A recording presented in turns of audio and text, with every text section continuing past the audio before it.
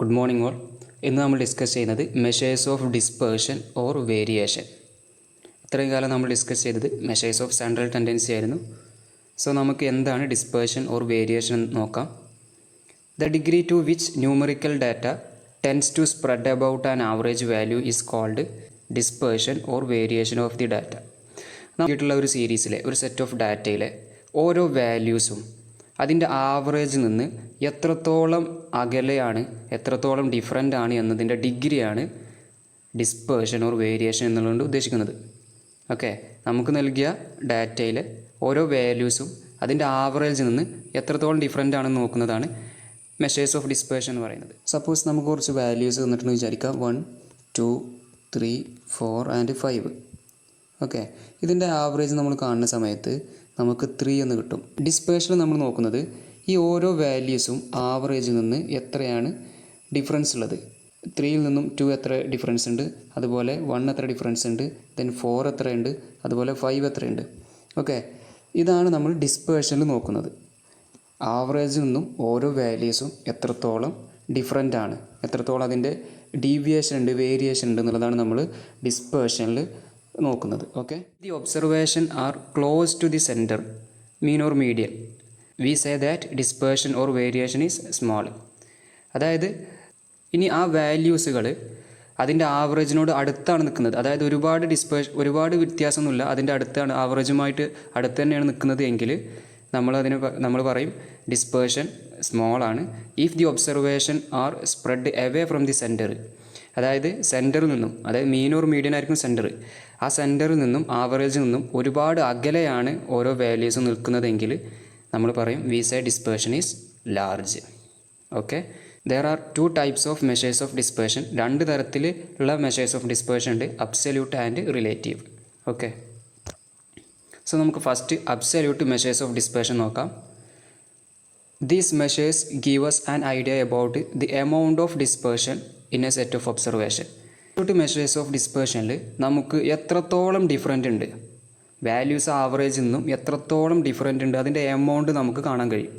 Okay, absolute മെഷേഴ്സുകൾ പ്രധാനമായിട്ടും range, quartile deviation, mean deviation, standard deviation and variance, ഇതൊക്കെയാണ് absolute measures of dispersions. Okay, range എന്ന് പറയുമ്പോൾ നമ്മൾ ഒരു സീരീസിലെ ഏറ്റവും വലിയ വാല്യൂ അതിലെ ചെറിയ വാല്യൂ നിന്ന് കുറച്ച് കഴിയുമ്പോൾ നമുക്കതിൻ്റെ റേഞ്ച് കിട്ടും.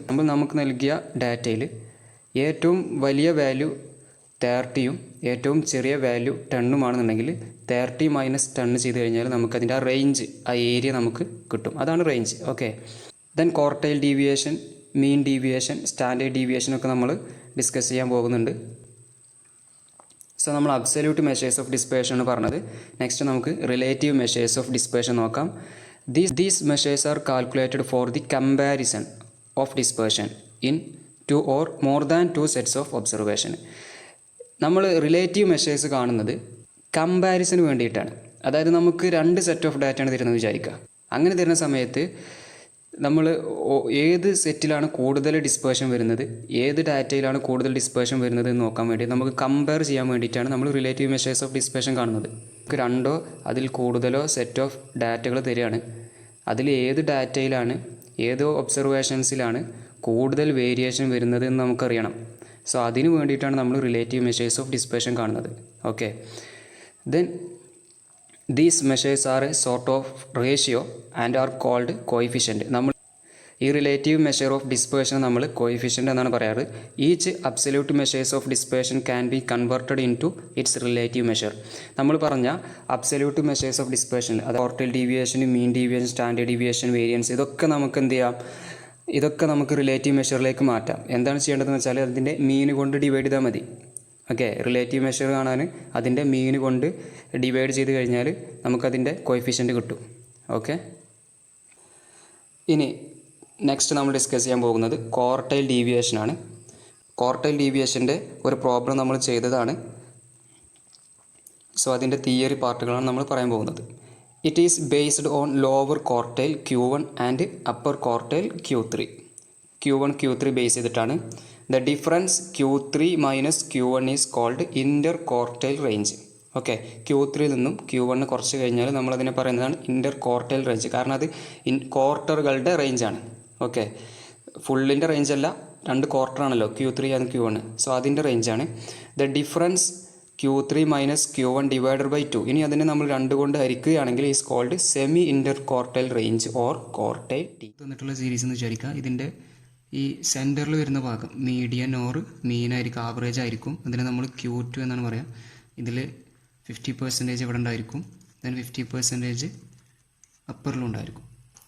ദെൻ ഇതിന് നമ്മൾ 4 ഈക്വൽ പാർട്സ് ആക്കുകയാണെന്നുണ്ടെങ്കിൽ 25%. ഓക്കെ, ദെൻ ഈ ഫസ്റ്റ് ക്വാർട്ടറാണ് Q1 എന്ന് പറയുന്നത്, തേർഡ് ക്വാർട്ടറാണ് Q3 എന്ന് പറയുന്നത്. ഓക്കെ, ഇവ തമ്മിലുള്ള ഡിഫറൻസ് ആണ് ഇൻ്റർ ക്വാർട്ടൈൽ റേഞ്ച് എന്ന് പറയുന്നത്. അതായത് Q3 മൈനസ് Q1. ഇനി ഇത് ഡിവൈഡ് ബൈ 2 ആണെന്നുണ്ടെങ്കിൽ അതാണ് നമ്മളുടെ quartile deviation, semi inter quartile range. Okay, ഇനി കോഎഫിഷ്യൻ്റ് ഓഫ് ക്വാർട്ടൈൽ ഡീവിയേഷൻ എന്ന് പറയുമ്പോൾ QD ഡിവൈഡ് ബൈ മീൻ എന്നാണ്. നമുക്കറിയാം QD Q3 മൈനസ് Q1 ആണ്, divide by 2 all divided by ഇതിൻ്റെ മീൻ, ക്വാർട്ടൈൽസിൻ്റെ മീൻ. അതായത് ഈ വാല്യൂസിൻ്റെ മീൻ എന്ന് പറയുമ്പോൾ നമുക്കറിയാം 2 വാല്യൂസിൻ്റെ മീൻ നമ്മൾ കാണുന്നത് Q3 plus Q1 divide by 2 അല്ലേ, 2 വാല്യൂസും കൂട്ടിയിട്ട് നമ്പർ കൊണ്ടായിരിക്കുന്നു. സോ ഇത് നമ്മൾ ചെയ്തു വരുമ്പോൾ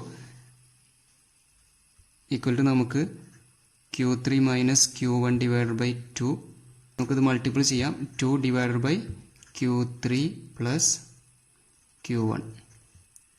ഇങ്ങനെ വരുന്ന സമയത്ത് റെസിപ്രോക്കൽ ആക്കിയിട്ട് മൾട്ടിപ്ലൈ ചെയ്താൽ മതി. ഈ 2 ആൻഡ് 2 ക്യാൻസൽ ചെയ്ത് കഴിഞ്ഞാൽ Q3 minus Q1 divide by Q3 plus Q1.